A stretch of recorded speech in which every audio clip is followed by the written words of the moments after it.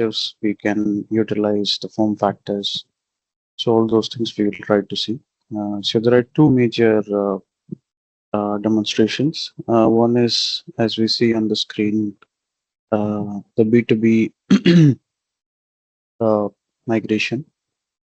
So in this, we usually try to uh, have different kinds of migrations done from non-Salesforce environments to Salesforce environments. And as we know, the base platform is Salesforce, on which the Salesforce platform on which the B2B runs. So what this console does is we can see like different non-Salesforce B2B platforms which are predominant in the enterprise market. And using this console, so what we are planning to do is we take the different platforms, authenticate them with their own authentication or authorization mechanism. And once the source is authenticated, we try to gather the metadata which is present in the source non-Salesforce B2B applications or solutions. And then we try to have a pipeline built based on which the data will be pulled from the source, mapped, and it will be committed to the Salesforce. So as we see, there are two options. One is manual and one is AI Autopilot. We'll try to see what manual does, and we'll try to see how AI comes in picture to take things in an automatic format. So we'll start with first Shopify Plus. So as we see, as I told, there are different mechanisms in which the source or gets authenticated. So here the API access token is provided. We have connected to a particular particular Shopify org, and we'll just try to test the connection. So we saw that the connection is tested, and then we'll go for continue to fetch. So as I told, it read the metadata, it read the data. So the data which we see here is coming from the Shopify Plus org or the Shopify Plus application. And from here, we try to next. And this is where the mapping happens. So usually this mapping is manually configured, but because these are standard fields, this gets automates. But if there are any custom fields, then we need to match it manually if we are going through the manual way. So for the ease of demonstration, we have kept it only for standard fields to standard fields. So whichever fields are standard in Shopify Plus gets matched or mapped with the standard fields in Salesforce. So this is the place where the source and target mapping happens. So source is non-Salesforce B2B application, as we talked about, and target is Salesforce B2B application. So we'll go to the next step and we'll hit on start migration. So which means that it will pull the data from Shopify Plus.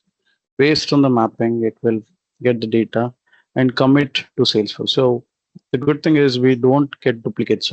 So which means that I have done this migration, and if I want to do a migration again, there is an incremental sync, which means that records which have already been created, they don't get duplicated, or they don't get created thrice, and basically they get upserted. So if it's already inserted, they are just updated, and if it's not there, they are getting inserted.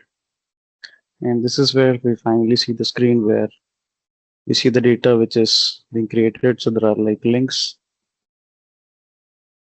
which will direct us to the data which got created inside Salesforce.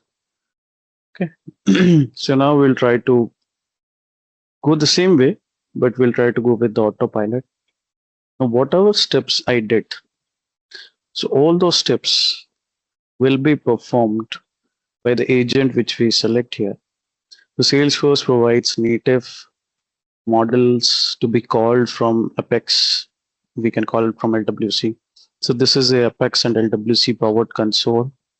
And using this model, it will run all the steps. It will log all the actions which it does with timestamp, and every step which it does will be highlighted, and every step which gets completed will be marked to be green. Okay, and if it is running, it will be marked as like amber. Okay, so I've just put it as fresh migration, AI Autopilot. I've already provided my credentials. This is the only manual step which we have to do. We have to provide the credentials and the link, and this same way. So if you see the step one is connected, it got completed. Automatically the screens will switch. So we are in step two. So it is now fetching automatically the uh, uh, data and metadata. It basically maps it. So the good thing is like we are not using any external models. It's end-to-end encrypted with the authentication, both the platform support. And we are using the Salesforce native models, which are already provided at the Salesforce architecture level. So the trust layer, the data governance, we want to have any guardrails, we want to provide any custom instructions. Those all things we can do at the backend. And the same thing, if we see, was totally run by the model. It absolutely knew when to start step two, when to start step three, and if there are any hiccups, it gets logged here.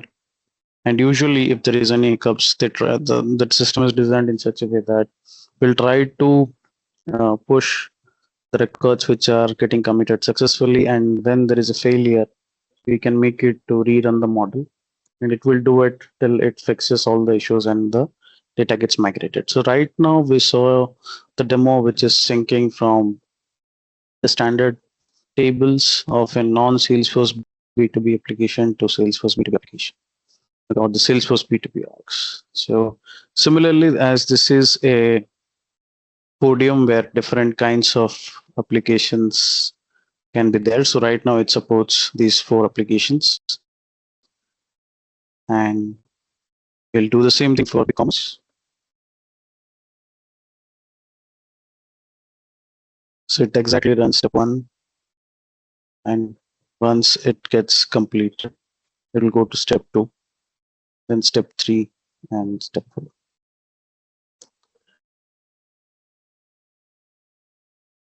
So it is fetching.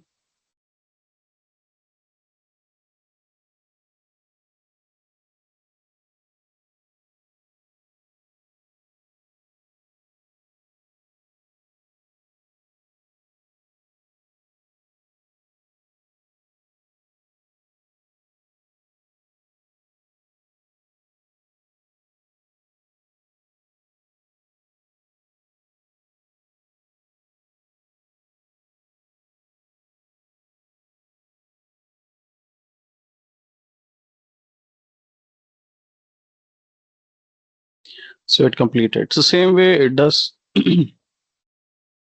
for all the icons. So we are planning to add more logos where we can easily migrate.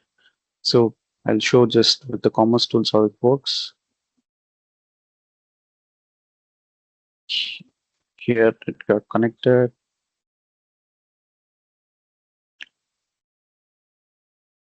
We're fetching the data, and here I think somewhat bigger chunk of data is there.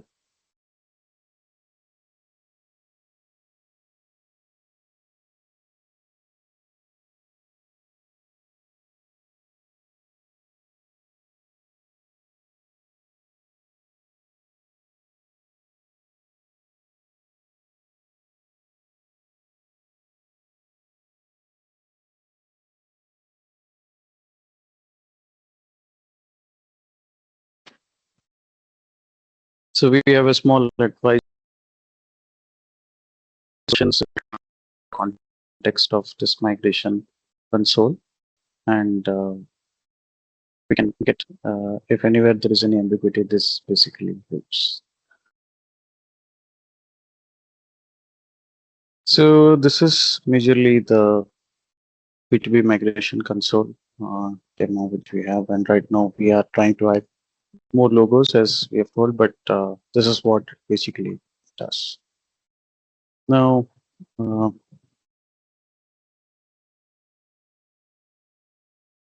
going back to the next demo. So this is the MCP context, or the MCP, which is Model Context Protocol, which has been uh, the buzzword when it comes to the AI platforms in terms of integrations. So a very brief context, this was basically developed by and offered by Anthropic. So usually what happens when we do an end-to-end integration or any kind of integration, there are three major blocks to fulfill an integration to work. First is an endpoint where we try to authenticate, authorize, get the session access tokens. Second is we have a particular format of XML or JSON, depends on if it's SOAP or REST APIs, or if there are any kinds of streaming batch APIs, but the language is SOAP or JSON, basically XML or JSON. And the third is like we tend to consume. So either the source system sends and target consumes, or target listens and target consumes. So these are the two or three ways, major integration patterns which follow. Now, in the traditional way, whenever there is an integration, we have to hit particular endpoints with particular format of JSON or XML, or else there will be 404 error, 403 error, there will be a like payload mismatch error and parameters mismatch error, many errors. So there's a lot of delicate scenarios which may get impacted. Now with MCP coming in place, it's just like giving a context when we're trying to make a call out to the endpoints. So what it basically does, I'll try to say it in a very simple terminology. So there is no uh, need of hitting different endpoints, different paths. We'll try to hit a single endpoint, which you'll try to see here. And based on the endpoints, we'll try to give a context. So there will be like different placeholders associated with that endpoint. We'll try to see it over here, which are called as tools. And the tools will get, as we input the text, those kind of parameters. Okay, so we don't need to do any complex JSONs, paths, endpoints. So it's a single endpoint. We give a context to the tool. Tool executes and gives us the data in form of JSON. Yes, the response is always JSON, which is basically till now I have seen like it's basically JSON. I'm not seeing examples where it is XML, but maybe supported. But till now we have seen that as a JSON. Even I think we can make it customized to give it an XML format, but for the time being, we're seeing it in JSON format. So what we'll do, the same Salesforce or where I'm demoing this will get connected through the Postman client, and routing to the Postman client, we will use the MCP servers. So there are two ways. One is like direct Apex. So Apex can directly call the MCP server APIs. If we see here, try to hit, and it doesn't go through any other external system. So we can assign to an external system which wants to talk to Salesforce, how it will be. Let's say like tomorrow, next week, wants to connect to Salesforce. They don't need to have a complete API library, enterprise service bus. Mostly those are not needed. If they are very clear in their context and the tools are optimized and configured properly with the context, they will get the response. So right now what we saw, Apex directly interacted with the MCP, and we tend to get the response. Okay. So even like Salesforce offers many things which is exposed on the LWC and Apex side is also exposed. Now what we'll do, we'll try to connect the same org through the MCP gateway. Okay, let's reconnect.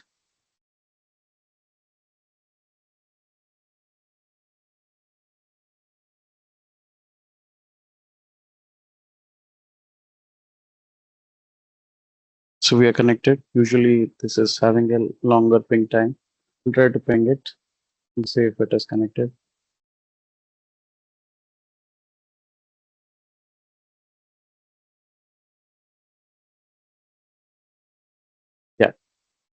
So we have connected, we don't want to reconnect. So if we see here, it follows a bit different path. So there is a LWC which we see on the bottom. It makes a call out using the Apex, and using this Postman client, the JWT auth token, which is PKC compliant keys, are being returned. These keys are utilized to call the endpoint, which we try to see it at the bottom. This is the endpoint which gets it. Only one single endpoint. This is the bearer key, which we try to have. And this is a session ID, which we have got. So the same key, same AWT key, same endpoint. As I told, there are different puts. So this is a get user info tool. We are doing the same kind of call out which Apex made previously, but using the Postman as a client, which means that there, as I told, there are different other systems which they want to connect to Salesforce. Based on this MCP single endpoint and the context, it can give different kinds of responses.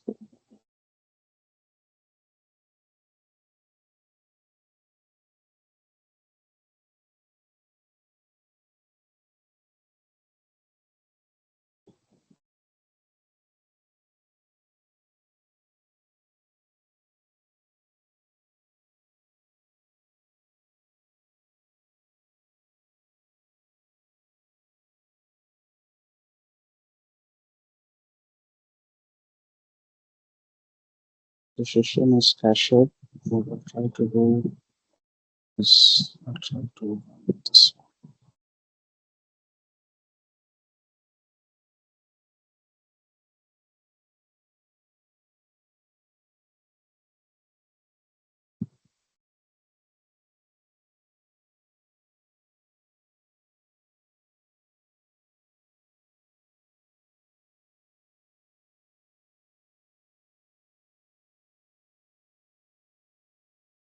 Okay, so we got the response. So the complete Salesforce object schema is being returned. And if we see here, very simple. We called this endpoint. We gave a common request format. And if we see here, we just called tools call as a method and we pass parameter. Similarly, if we go to get user info, same way, we are doing the same kind of positioning, same format, same endpoint, we get the response. So usually, sometimes the responses are pretty late. And if you see here, gateways timeout and APIs.salesforce.com is intermittently slow. But I think gradually this will be getting picked up. This is a real-time MCP call out we are doing from Salesforce. So as we saw the previous one, we got the schema for the Salesforce account object. Similarly, all these tools can be run. So more tools can be added. So there can be custom tools also which can be added. But this is how a Salesforce MCP client works. As it is a new offering, there are delays, there are intermittent drops. But usually, I think as we go forward, this will be getting improved and integrations will be very easy. We don't need to maintain like lots of API libraries. We have like context integration callouts will be very lean, thin, and execution will be faster. So that's all about the MCP offering of Salesforce. We saw a real-time demo. We saw the MCP service using direct Apex and the MCP gateway, which gets connected to the GWT token powered by PKC keys.